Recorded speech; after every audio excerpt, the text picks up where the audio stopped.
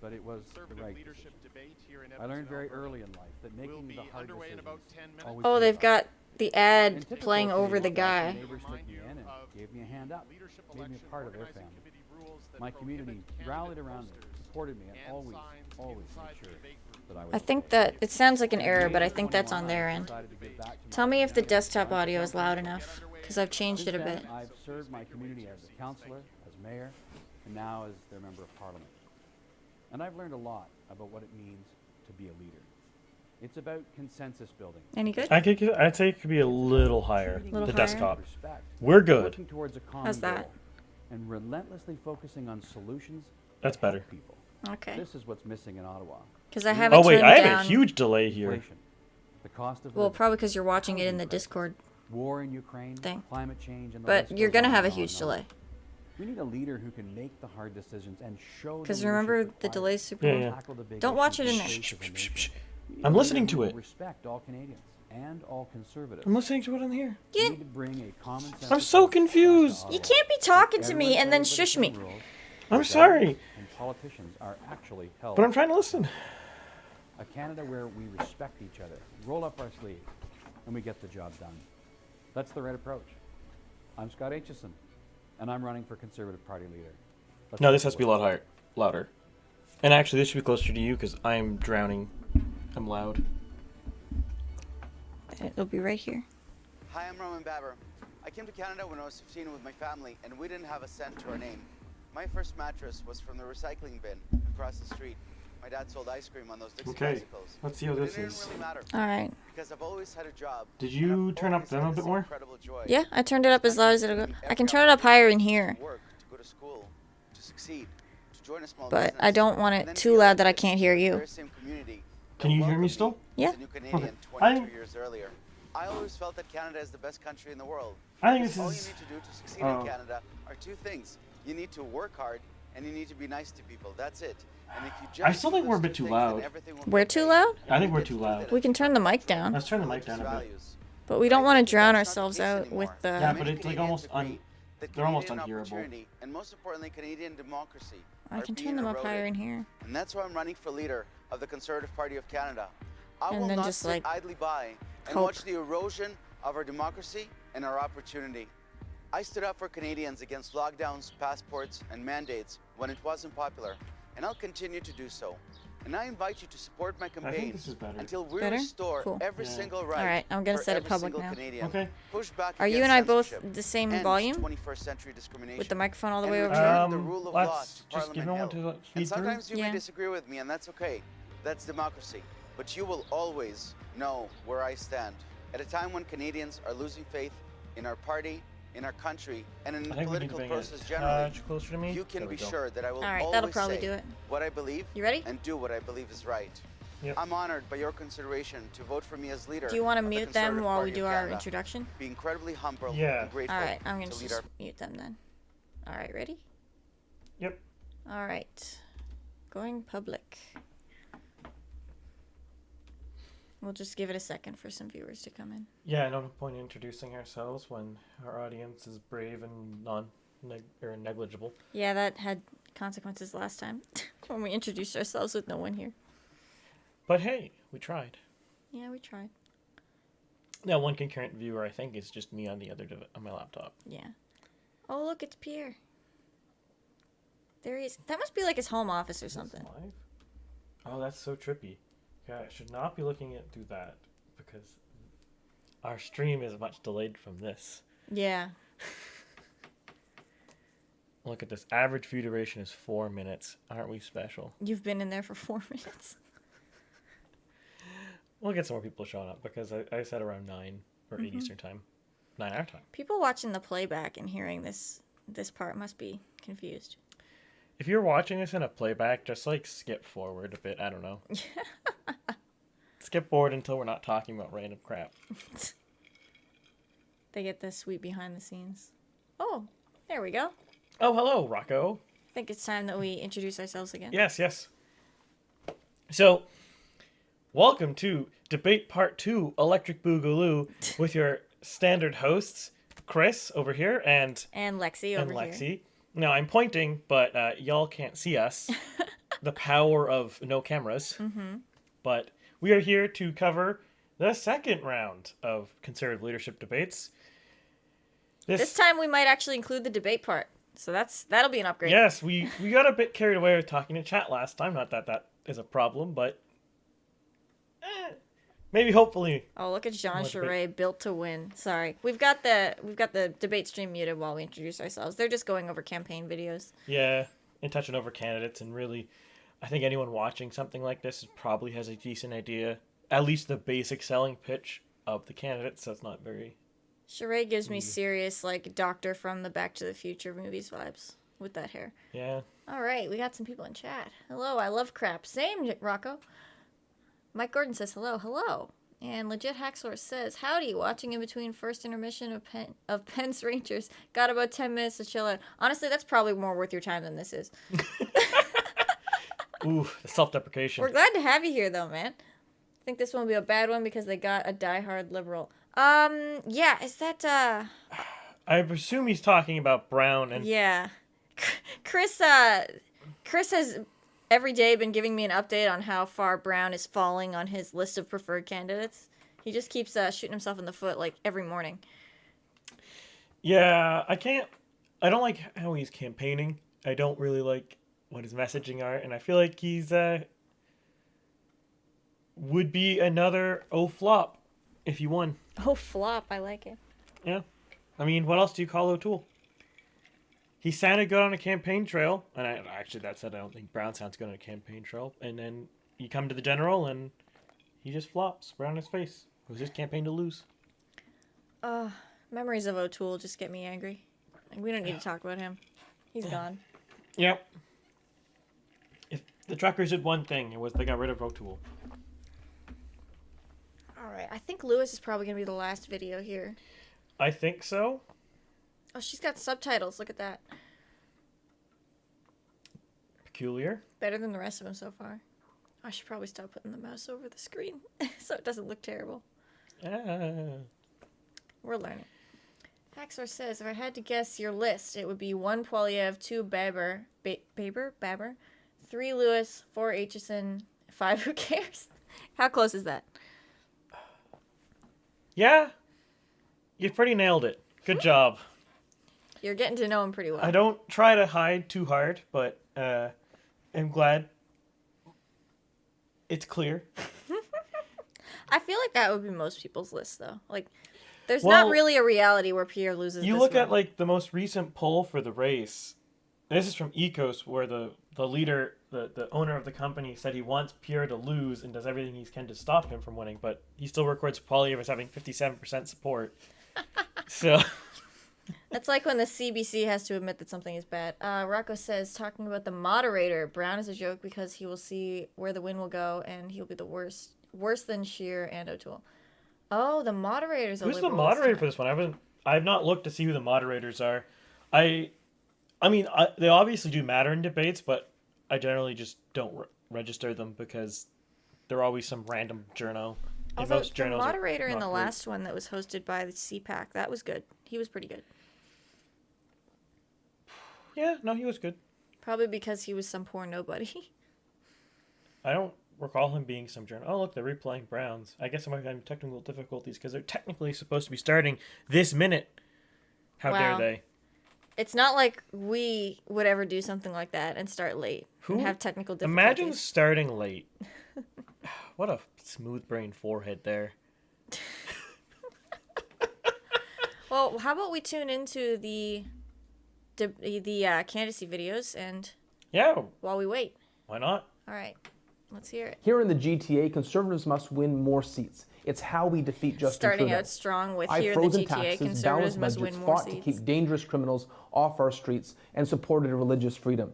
That's the kind of leadership I'll bring to Ottawa. They keep harping To on win, religious conservatives freedom, need a fighter and in their I corner, don't someone see who why won't that's an back issue down right now. when Bill the liberal 21. media and cancel Bill culture 21's a brigade comes provincial after issue. us. I know. I When really the liberal media tried despise to that because cancel it's me like, and destroy we my got to reputation, oppose Bill I fought back 21. and won. Please I How? didn't let them cancel me, and I won't let them cancel our Co-chairs. Hear that? party again. They're having It's problems. time for a How winning are you going conservative to party. oppose A conservative a party provincial with law a leader that who they've knows how to welcome notwithstanding new claused?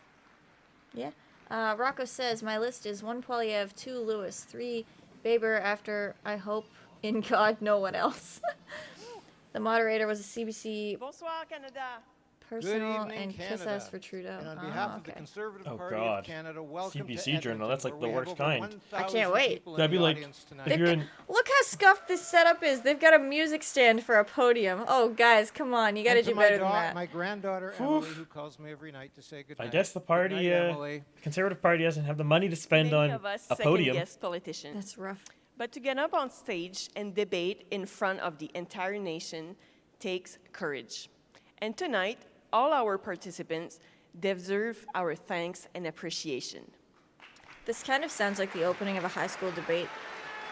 It really does. Like, oh, it takes a lot of And confidence speaking to of get up there. courage, I let's would take hope a it takes a lot moment of to thank the confidence for one to be 2,000 the men leader and of the women party. of the armed forces who Patrick are Brown deployed getting ready to all play over the the world recorder. right now. What does And that let's mean? thank their families I who don't know are what here that in means, but I Canada like it. keeping up the home front. I'm just picturing on the debate just going do do do do do do. As we sit here tonight for a democratic debate, these military unlike members and their the autocratic families are debates really at the some sharp other end parties of have. democracy.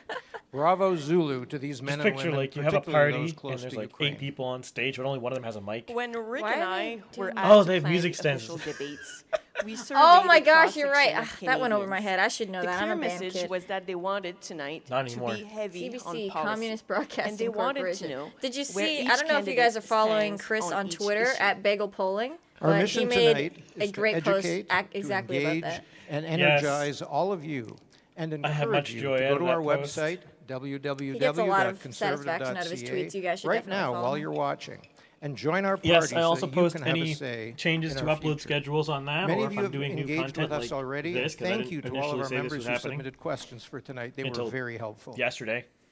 Before we start, So I'm a glad little bit actually of people showed up. housekeeping for That's those good. here in Edmonton with us. I'm glad you guys showed When up the for this candidates completely come on unplanned stream. stage, Yeah. feel free to cheer wildly. Oh, the debate's But a little after loud. that, we ask you to please I'm gonna be respectfully silent decline to during the comment. debate so that we can get through a Look. very I will busy fix that for agenda. you. In the debate rules, we All were right, very hopefully that's clear better. that there were to be no signs or noisemakers, and this is the one rule we really Yeah, plan if to enforce. if that ever So if anybody happens, disrupts the room, like the you audio is will be weird, just let removed. us know So because please, it's no can be very clapping, difficult booing, to cheering, or jeering. balance Let's this have a live with great the crew of evening 2 tonight. people. Oh yeah, do please let us It know. is now time Because we're still to learning. introduce our moderator. Okay, perfect. Thank For the you last guys. 7 years, he's been the chair of Global Public Affairs, but for 45 years, he was a fixture in the living See, rooms you of can't see this Canada right now, but as she's one of just this staring country's me in the distinguished soul, journalists. not even the eyes, in He's the interviewed every soul, prime minister and just since mouth, John "I told Diefenbaker." you so." Because I did tell him Please so. welcome. And it just But says I was Tom respectfully Clark. gonna avoid pissing you out on the stream, but now that I can do that, No, I no. absolutely told him so. Everything's live. I don't do Thanks very anything. much, I don't edit Rick and Diane, anything. and My Good viewers evening, know Edmonton. this. There's no edits. How are you? Everything's live. Today you guys learned that Chris is Terrific. a little bit deaf. And in fact, I good mean, evening, maybe. Canada, because this event is being broadcast live right across the country by CBC and Oh by no, CTV. who's this? Tom so Clark. There we go. This is for Oh, he's the everybody. moderator. Okay. Let's look up Tom Clark. See I what want he's to up thank all Yeah, of you Pierre's in this one. to start off with, and of course the organizing committee for inviting me to participate in what is going to be a very important evening. And frankly, I don't know who was more courageous, them or me, but anyway, here we are.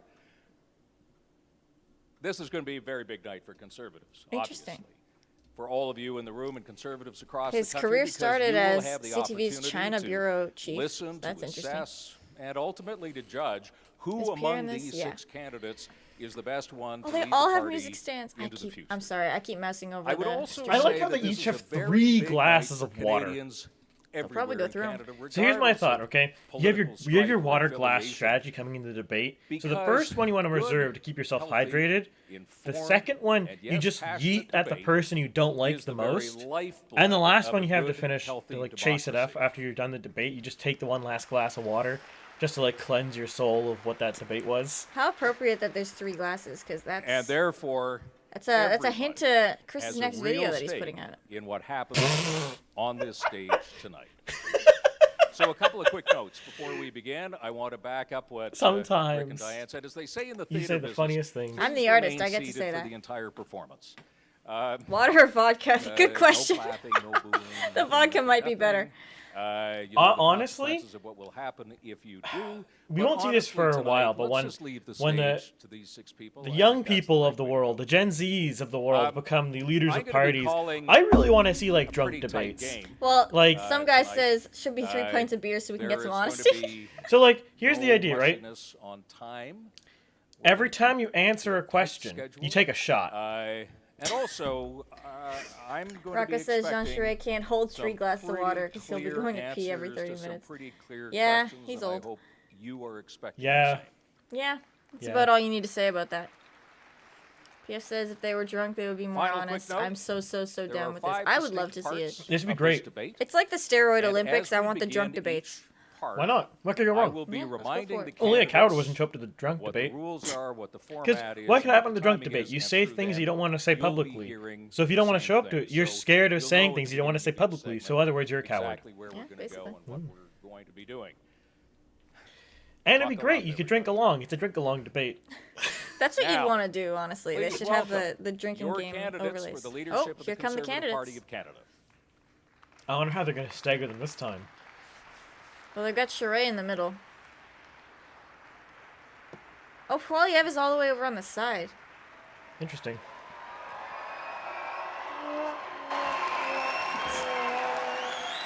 Wait, did you hear that sound? Yeah. That was that. We didn't do that. That was in the stream. Weird. There we go. There might be Trial someone- by combat debates. Yeah, that little sad trombone. That wasn't us. That was. Oh no, the audio. I think there's someone in there with like a live trombone. Wow, it's sad when the entire Conservative Party has worse audio So good than evening. 2 random people in the basement. To remind you of what we are going to do right off the top, as you know, we gave you, in a sense, a little assignment. Classic before you CBC came here. trombone. We've been working on this, no doubt. Yeah, diligently that- for a that couple just of about days matches now, CBC. But what we asked you to do was to finish this sentence. My vision for Canada is. Oh, I really want You one of will them to have say, 45 my vision seconds for Canada in which is to tell based. us And what then your just drop the vision is. mic, jump off the And, stage. but there's a twist, and you know it. You can't mention That'd be any other dumb, but it'd be candidate on the stage, hilarious. and you can't mention any other federal Gotta admit. leader. If you do, Oh, there's you're gonna not be allowed to trouble, mention and other here's federal what you're gonna leaders. hear. oh my God! It's a sounder. He has it. Now, Some guy says I will then, impaired. after you've done your segment, I will engage you. You Audio have 30 impaired. Seconds to engage with me, and then we'll move on. Somebody has to be The audio draw impaired, has I been guess. done, I can't believe they have and a we're sad gonna trombone start this sounder. debate This is literal with clown Mr. world. Scott Aitchison. Mr. Aitchison, the floor is yours. Thank you very much. My vision for Canada is to renew the promise that the next generation will be better off than today's. High grocery bills, a housing crisis, inflation, all make life harder. Millions of Canadians are struggling to make ends meet, and a Liberal government does little more than make inflation worse. This divisive rhetoric leaves millions of Canadians feeling frustrated and even demonized by their own government. The answer to today's challenge is not to fan the flames of those frustrations and make Canadians more angry. Those politics of division have left you behind.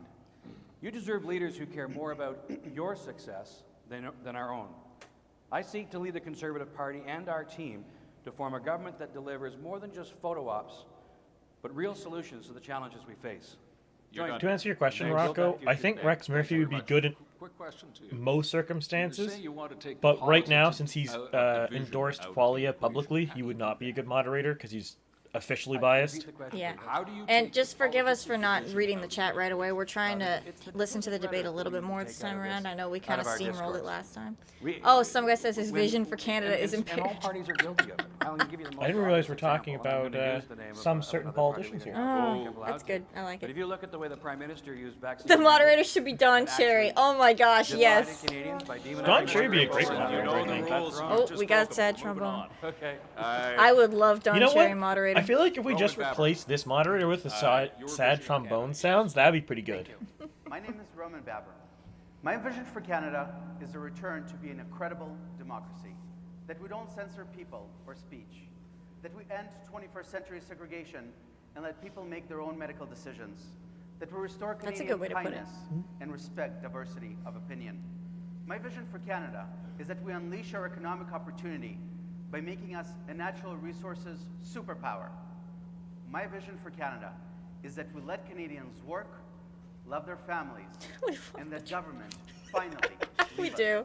alone. I like the way he says That was a natural strong resources superpower though, because I'm just picturing it's like a Quick war question, with and we're gonna like get China, into and we're this fighting into the China debate, by but Mr. sent Baby, you want throwing to rocks turn at this- you them want Canada to become an and energy That was a good dumping statement, oil though. on them. That was a good answer to It that was. question. It was a good answer. Yeah, so I think that our natural That sound resources are a kills my blessing, soul. and Yeah. I'm not going to let oil and gas be canceled. And it's good for our strategic interests, for our economic bottom line, and it's also good for our planet. Because Canadians can derive and clean and safe energy better than any other nation in the world. We need to work with our provinces. We can restore the right balance, but that is the way out of the economic mess that we're in. I'm going to turn Canada into Now to a natural contrast that, we resources have the superpower. brilliant strategy from Justin Trudeau, where the way to solve the economic problems is to print money, spend money, tax people, My and don't vision of build Canada anything. is My vision of Canada And try to includes a cancel conservative pipelines party until, like, that literally builds last a week. broad, multi-faith, multicultural coalition. Yeah, that okay, can I win. heard that laugh We've too, lost but the 3 thing is, elections you in a know, row, they're and not we've really forgotten how wrong. to If you're win if you in areas if you're like concerned suburban about Canada environmental in the concerns GTA about oil where and I get gas, elected. Canada's the place to We'll never produce it. win with a You think they're divisive doing leader better over in who Saudi repels Arabia? voters and doubles down on discriminatory policies that trample over the religious freedoms of Canadians. The choice before the party is clear. Do we want an unelectable party leader who drives voters away, walks straight into liberal traps, giving unclear answers on divisive issues like abortion, Already and throws out wedges abortion. conservatives against each other? What a clown world. Are we Who's ready he to calling win? out? I think I'm he's Mayor trying to Patrick call out Brown, Poilievre and without I'm saying ready his to name. win, and we need your But help. none of that matches Poilievre. I think Poilievre mo- is not inconsistent. No, he's not. Now, I just It's not a want good to attack, remind but I the think he's trying to audience, attack you're- Poilievre, you're because that's the all only crossing person the who'd red make line, for sense for him to so attack. you want to be That careful. was a terrible answer for that question. Just let me pick up. Like, I want to know what Patrick, you're going to talking do for about Canada. I don't Mr. care about Aitchison what you and don't like about the politics other of guys. division. Yeah. You skated pretty close to mentioning the name of somebody on here, which you know was against the rules. Trying so to that's strawman fine. Pierre. It seems But like how it, do but you- it's so inaccurate that I couldn't even tell who he was talking about. Suburban Canada. The only reason why I know that and is I've been make watching. it I've been reading all the news conservative headlines, and he blue said that all with those the things about background that Poilievre, you've even been though talking about and the I failures don't of think the they past. apply. You know, I look at suburban I mean, Canada you're right, as a Rocco. mosaic That is of brown. the country. We need a And I brown truly translator. believe, and I've shown you can convince residents who have traditionally voted for other parties that their values are our values. What are your values, conservative Brown? values. I've seen He that seems in like he Brent, I've hasn't seen that prepared this across question, the but they all GTA. got So it it's really beforehand. about building those relationships. But did they say they and got? telling They our were given the story, questions beforehand? Yeah, I that think you we're the mentioned that. party I didn't will mention fight that. to make No, sure we the don't spend moderator on mentioned our that. balanced budgets, Well, that's and stupid. fight for every Canadian. And that's key. And the We need other to send a statement message sounded we'll very fight for prepared. every Canadian, This guy no sounds matter like he their didn't walk think of life. about it. Thank you very much. Mr. Poilievre, your Here vision we of go. Canada is one where you, the citizens, are masters and your government is servant. It is one where people have the freedom to take back control of their lives. That means freedom from inflation, so that hardworking single mothers can afford nutritious food for their kids. Freedom from inflation, so that 32-year-olds don't have to live in their parents' basements, that they can actually afford their own homes. Freedom from inflation and carbon taxes that have made it unaffordable for working people to fill their trucks with gas. The freedom to speak without fear and censorship, and the freedom to make your own medical decisions. In other words, the freedom to be master of your own destiny and a captain of your own life. Thank you. Oh, that's right out of his. I feel like we can tell that the audience is biased based on the applause here. Folks, here's A the lot of that deal, was right out of his supporters campaign any video, too. candidate. The time that you cheer is going to be taken away from your candidate. Just so you know, that's the way the deal works here. Mr. Poilievre. That was a great answer by you, Pierre. You talked about inflation and The freedom. servant master part was a little cringe. How Well, many years is it going to take you? I think he to took bring that from inflation his down to, French 1%, video 0%? because it makes more sense Well, in it's hard French. to say how high it will be when I take office. But There's no question if that you we know the have to background hold those context of that accountable statement, it for comes progress. from stuff he said before, including in money his printing, campaign video, where government, he was deficits contrasting that view that with cost the more fact that dollars the chasing government fewer is goods, driving acting higher like prices, and the Bank of they are the Canada master government and has its allowed citizens itself are to the become servants, the which is ATM exactly the machine of opposite this of how government. it's supposed to work, and that is And how so they I are would behaving. replace him So it does sound a with a little bit new cringe, but governor when you know the who would background behind it, reinstate our low it makes more inflation sense and it's mandate, not as protect bad. the purchasing And power sometimes you of need to our use dollar, and honor kind the of working uncomfortable people who language like earn that those to get dollars. people's attention. Yeah, I think it's a good. I think it was a good choice. that's why I don't like language policing Okay. I at have all. a feeling we'll be getting Yeah. back to that point you made